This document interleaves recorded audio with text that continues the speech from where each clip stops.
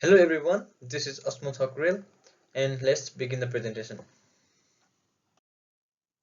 So before 1951, Nepal was ruled by a very cruel autocratic government, and it was very cruel that the political parties were not allowed to form, and also general public were not allowed to go to school. So it was very cruel system of government. And in 1951, Nepal got democracy after people started revolting against the then government, and then Nepal got democracy. So in that system, political parties were now able to be a part of a government along with the king. And this democracy continued until 1960. So in 1960, the then king banned political parties. So there was democracy, now king again banned the political parties and imposing a new partyless administrative system called panchayat. So this panchayat system is an autocratic system and that continued until 1990. But as you can see, there was democracy from 1951 to 1960. So people had experienced freedom, more freedom, and many rights. But so because of that, because of that, the king, it wasn't an easy situation for king to continue autocratic system during even during this period until 1990. So because of that thing, people had started revolting against the government, and because of that, and it happened so frequent that in 1980 the king had to conduct a referendum, and in that referendum, so people could vote either for the panchayat system or for the multi-party democracy. And panchayat system, the existing system, won by getting 55% of the vote. And in 1990 the panchayat system collapsed and the multi-party democracy system was reinstated. One of the reasons that people were revolting against the Panchayat system is that there was no freedom of speech. Since it was a autocratic government, you are not supposed to speak anything against the government, otherwise you would be punished. And another thing is that only rich and well-off people would be the part of the administration of the country, because it was a panchayat system, and you would be part of administration only if you are close to the king, you support the king, or anything like that. So general people, they were basically not, they wouldn't be a part of the government system, and that would make people very angry. And so they were revolting against the government, and so they were revolting so often that in 1980 the king had to do referendum. And as you can see here, the Panchayat system got 50.8% and 45.2% of the vote was got for multi-party system. And one thing to note down here is that this referendum was done by Panchayat system, so people believe that it was not fairly done. So even if it was not fairly done, you can see a great number of people was voting for multi-party system. So you know people really wanted democracy. So king was aware of this thing, and king had to make people happy, because people have the power, and if people don't want autocracy, then king has eventually leave, which happened in 1990. So king was trying his best. So after this referendum, king started doing things to make people happy. And one of the things that he did was he issued a citizenship. So during the early period of Panchayat system, only rich or well-off people would have the access of getting citizenship. So talking of the citizenship, in Nepal, citizenship is the most important or official document you would have to show your identity. So in Nepal, in most cases, people don't have any passport or birth certificate, but they have citizenship in current situation. So citizenship is very important for everyone. So with citizenship, you can do basically everything inside the country. You can open a bank account. You can you need to show citizenship to go to college, or you can do basically everything with citizenship.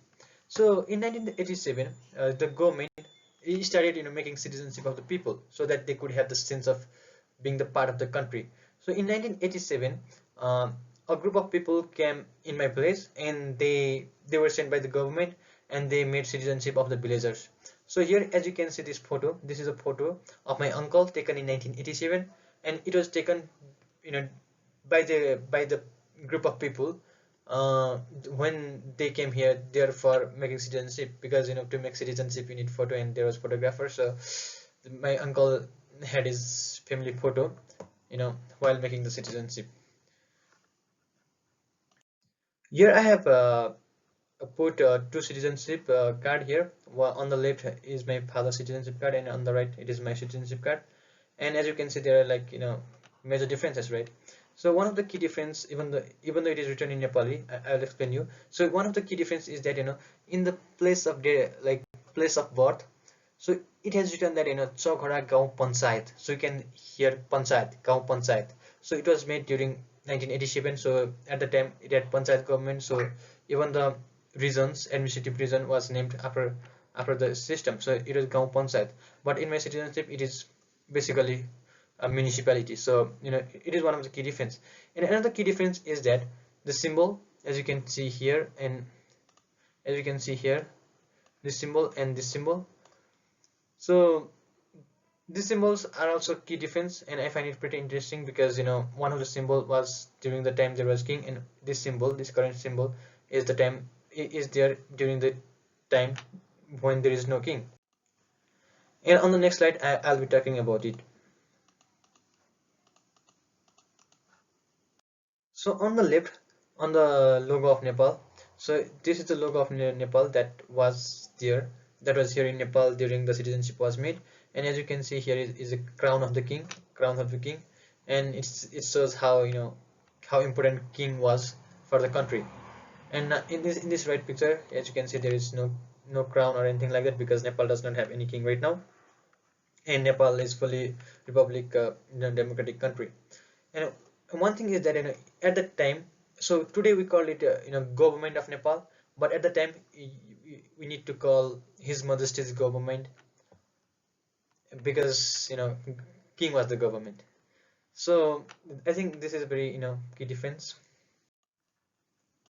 So apart from the citizenship thing, in village, electricity also reached in 1989.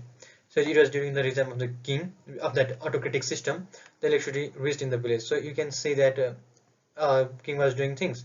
Before electricity came, people had to use kerosene to light up during nights, and it was very difficult. So in 1990, people's revolution, got massive, and the Panchayat system collapsed, and the new form of government, multi-party democracy system, came in 1990. And from when it came, it also had to do, it also had to gain the faith of the people in democracy, because democracy was once failed in the country from 1951 to 1960, as we saw in the timeline.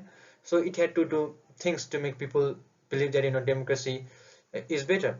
So because of this thing, in 1991 the road was constructed in the village, and irrigation projects launched in the next year. And in 1993 people accessed drinking water, and in 1993, in the same year, or like after some months, suspension bridge was made. So with the road, it opened up door for other developmental activities. With irrigation, it was very useful, it was very helpful for the agriculture, because the main occupation of the people in the village, and as well as the whole country, is agriculture. And access to drinking water was a very positive social change. And with suspension bridge, people need not to worry about, people could now easily go to other villages even in rainy season or things like that. So here is the map of my village taken from Google Map, so that it can make better sense to you. So basically you can consider this is my village, and as you can see, here is river. So when it gets rainy, people cannot go next to the river, because it gets so big in volume. So as you can see, it is very green. So before there was irrigation, there was no greenery, there was not much greenery, because people could not plant many crops because of the lack of water, basically.